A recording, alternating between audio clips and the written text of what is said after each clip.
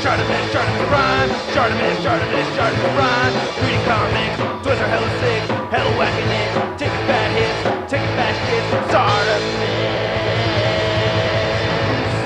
Subscribe. What's up, guys? ShartimusPrime here, doing another DC Multiverse Collect-to-Build wave on the Collect-to-Build Beast Boy Titans, Nightwing, Donna Troy, Raven, and Arsenal. All of these designs aren't that familiar to me, except for the Nightwing, of course, very classic over here, but I'm familiar with the Rebirth Titans, the Rebirth Teen Titans designs. Some of them are kind of carried over onto the Titans Rebirth, and then some of them are different, and the characters change. So there's all kinds of other characters they could add to this team, but you can see on the back right here, you have the trading card images right over there, and then you can see how you can put together the Collect-to-Build Beast Boy, and then on the sides, you get their names right over there. Windows creep up to the top.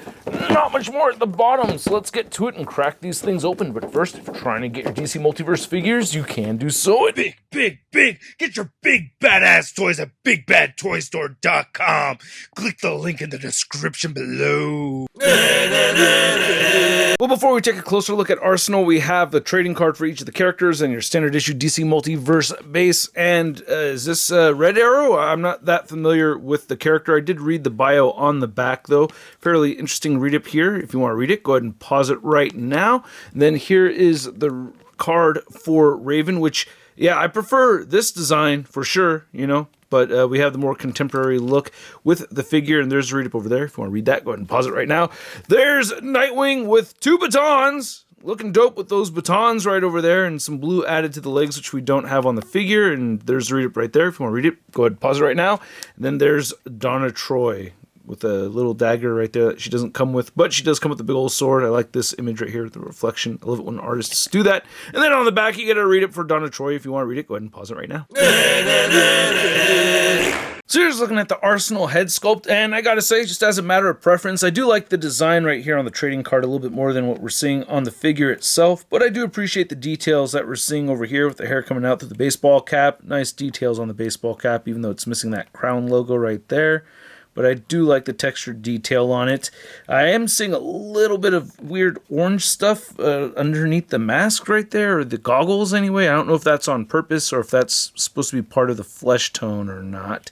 And then it does have a little bit of like this neck hunch thing that I'm not the biggest fan of. But aside from that, there's some really cool stuff to look at as well. I do like the textures that we're seeing on the different parts of the torso right over here. And we have some great deco with the tattoos. The tattoos do look really good. And then there goes his quiver. And he's got the tattoos right there on that side. And you can see the pins, which, you know, I expect to see on the McFarlane Toys figures. And you can see some nice texturing and wrinkles right there. We are missing a little bit of gold. That's supposed to be right there, right? Right? And then you can see, yeah, the legs are pretty thin and long. Very McFarlane Toys DC Multiverse kind of style. You can see the boots right over there. We get some little bit of treads on the sides and a little bit at the bottom right there. And then you have just a couple of accessories. You can see on the back, you have the whole. I wish this would stay attached to the back of the figure a little better than it does if I put it on the right way. So it just comes off very easy. So yeah, if they made that a little bit more snug, it'd be easier to work with. And then you have some nice details right over here. Not much as far as paint apps. And then you have an assortment of faux arrows all clumped together right here with the red at the end of them. And I think this is the same quiver that we saw from the Green Arrow figure from the CW. No? I'll do a comparison later. And of course, he does come with a bow, right? So yeah, he has to come with the bow. This did come a little bit warped. You could heat it up to straighten this part out. You know, wish we got an actual string, but still, it looks pretty cool. I like it. So I really like this Raven head sculpt. I like the pale skin tone, and then that purple and pink right there for the eyes looks really good. I like how the lips came out. You could see her red hair creeping underneath a little bit. You could fold this back some. It's not really meant to do it, so you can see the hair a little bit better if I peel that back right there. And I do like the texturing of this hood and cape and everything. And yeah, we have this more modern design choice for her right here. I like the older one, but this still looks really cool. She comes with a fisted hand for that right side right there. And then on this side, you can see she has a wide open hand, and then she has her effect interchangeable hands, which we'll look at in a moment. A little bit of a paint smudge, as you can see over here, but otherwise I do like the sculpt and texturing over here, and you have the belt coming across right up there. Not a bad looking figure. You're just looking at the back of it without the cape getting in the way. And then you can see the thighs and legs right there. And then you can see peg holes at the bottom of the feet. And I really like this cape a lot. You can see that nice shape right over there. It looks really, really cool. So yeah, I dig that quite a bit. And these interchangeable effect hands look great. This is why I don't want Hasbro to make DC figures. You know, I like seeing companies take a different approach at things. So what they did here is that they just made the whole hand a translucent effect piece, and it does get a little bit tricky figuring out which is which, but I believe this is her right hand right here, and this looks like it's more of the left hand. You can see the thumb and a couple of fingers splaying out right over there, and you know, it does look a little bit weird seeing the pin kind of sticking through the translucent plastic. That is the downside to it. But still, I think it's a cool, different, creative approach at it. Is it better? Maybe not, you know. Maybe it's not. But still, I like it. But maybe not the best. Then here's looking at Nightwing, and I do like what they've done with the paint on this one. I see a little bit of that photoreal tech going on right over here, and I like the facial expression. Looks different, you know. We get a little bit of touch of blue in the hair. I like that, you know. Whenever we have black hair, I like it when they, you know, throw in a little bit of blue on the comic characters, because I tend to see that in the comic books. So that's pretty dope. Then looking at the rest of the body over here, it looks pretty clean. I don't have a whole lot of complaints about the figure itself. You know, you have the pins right over here, and they're painted over, so that's cool. You don't have these weird black dots coming through there. So while I prefer pinless, it's still makes me happy to see that, you know, they've taken the care to make sure that, you know, you don't have black dots sticking out on that side. So that's cool. And then you have to just make sure this is all lined up when you rotate things around with the wrist and hand joints. And then the musculature looks pretty good. It is a bit diapery. That's one of the common issues with the McFarlane Toys figures, you know. So I wish they would, you know, address that, take a look at that, maybe get rid of that, do something a little bit different. It doesn't look so bad on the ones that have the belts, but yeah. I think he's supposed to have some blue right over here on the legs, but I'm not seeing it. You can see it at the bottom of the feet, though, or at least around the sides of the feet. Okay, there you go. All right, adding some detail, breaking things up. I think that's cool. But the biggest letdown for this figure for me is that he does not come with his batons or any baton storage. Let me know if he's not supposed to, but it looks like he's supposed to. I think he's supposed to come with his signature batons and baton holding hands. So that is a bit of a letdown for me. That bums me out. And then here's looking at the Donna Troy head sculpt, and it doesn't look too bad. You know, I don't know. For some reason, the sculpt work on it looks familiar to me. I don't know. It's the way the mouth is sculpted right here or something. But I do like the paint apps on it for the most part. I am seeing a little bit of weird orange right here. But, you know, aside from that, I do think it looks pretty good. I like the paint around the eyes. It has that photoreal tech look to it, which I think is smart for McFarlane Toys to take advantage of, because that technology is out there. They should be doing that kind of thing too, you know? And we have this nice looking armor right here, which has really nice detailed sculpted nicks and cast iron finishing on it that I really dig. Then you have some nice textures right here throughout her suit, looking really cool. I do like that. So yeah, I think it looks pretty cool, man. I dig this. I'm not the most familiar with the character, and I know she has several costumes. This may not be my favorite suit of hers, but I still like it. I don't know. There's something about it I just dig. I think the whole black and white theme going on throughout looks cool to me. So yeah, and she has her one accessory right here, her sword, which again has some nicks and everything. I don't know, I prefer more silver if it's supposed to be silver. From what I looked up, it's supposed to be mostly like black and white colors, right? So looks pretty good, man. I like it. And then right here, again with the boots, a lot of details in there and everything. So nice looking figure. I do dig it. She's nice and large, you know. She's supposed to be the one to keep Wonder Woman in check. So yeah, I dig. I like this one. Then here's looking at Beast Boy, and wow, I really love this head sculpt. Again, photoreal tech, the shading around the eyes right there, the teeth look great, the paint on the lips, you have some darker greens and those crevasses and everything. I don't know why, I guess I've been looking at a bunch of Jack Black TikToks lately, but anyway, the hair looks really good right here with the highlights. Man, I really like this a lot. I still need to see that Mario Brothers movie. Sorry about the tangents right here. But yeah, that looks really good. And I like the texturing right here throughout on the suit. That looks great. I do get some gappage with certain poses. You can see that right over there.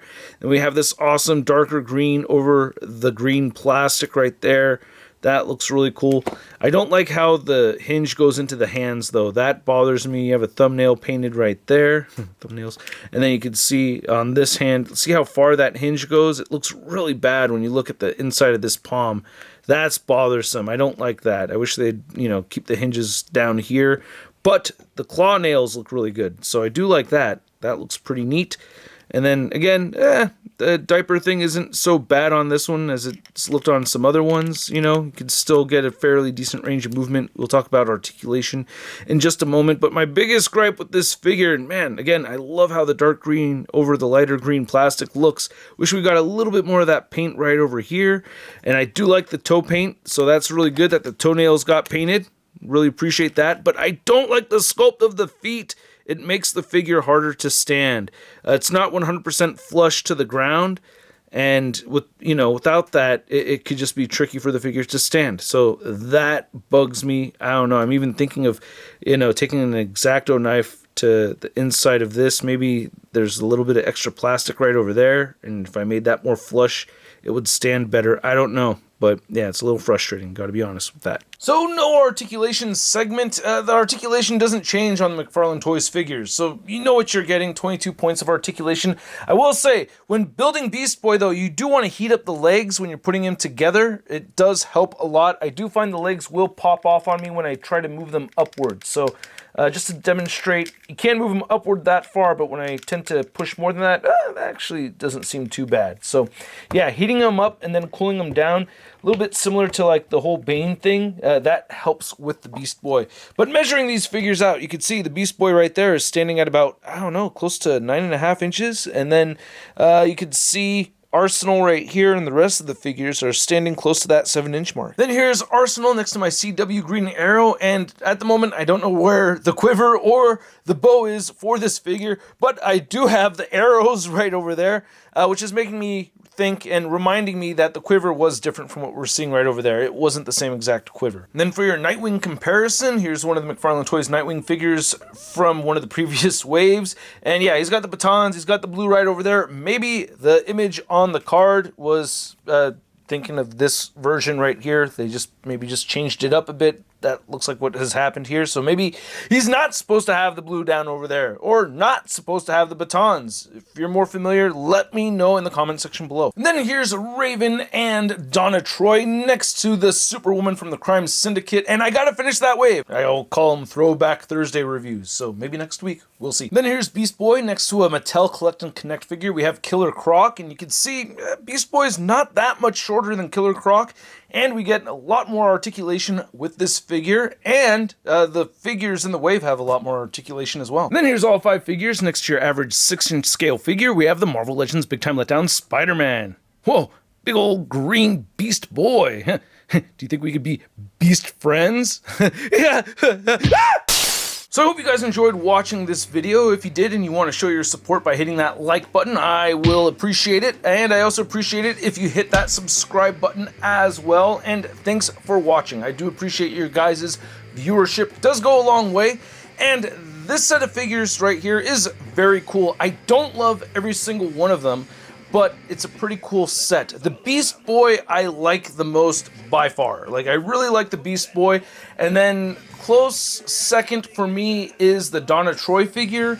And then I'm going to say Raven after Donna Troy. And then Arsenal, and then the Nightwing just last. Because I'm used to having Nightwing with the batons. And if this is going to be your only Nightwing figure, I mean, like, what the hell? You're going to be disappointed, right?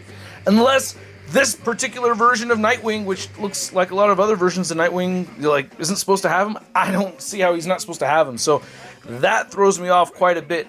But yeah, the Raven figure, the Donna Troy figures, I think are very cool. And I still like the Arsenal figure. But yeah, the female figures from this set and the Beast Boy, those figures really stood out to me, and I really like them a lot, you know? So yeah, I have my complaints with this wave, but I still think it's a pretty cool set. Not my favorite designs of these characters, so maybe, If I saw other designs, I'd be more willing to jump at the chance to get them, you know? So, not a highly desirable set for me personally. I'm not a huge Teen Titans fan. I just have to make that very clear. So if these weren't free review samples from McFarlane Toys, I would probably hold off on getting them a little bit later on down the road. So at the price point of around 25 bucks a piece, I'm going to give this Beast Boy Collect and Connect set a Sun rating of... It's not too bad. And I'd like to know what you guys think, so please let me know in the comments section below. If you want to see the latest in action figure news, you can find it all over at toynewseye.com. And if you want to stay in touch with me on social media, you can find me on Instagram, Twitter, Twitch, TikTok, and on whatnot. And I will catch you guys later. Peace! That's crispy.